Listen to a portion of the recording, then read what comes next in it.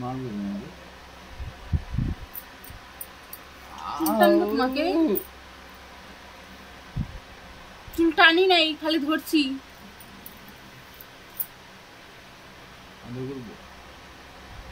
না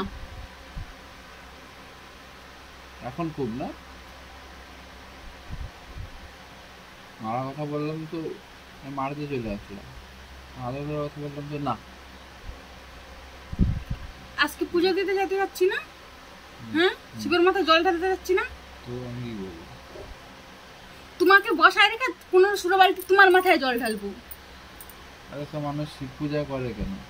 শিবের মধ্যে ছাই পাওয়ার জন্য। তুমি আমাকে অলরেডি পাইয়ে গেছো, চলো মাথায় জল ঢেলে দিবে, চলো সঙ্গে শরীরটাও ঘুষা দিবে, চলো চলো না, চলো চলো।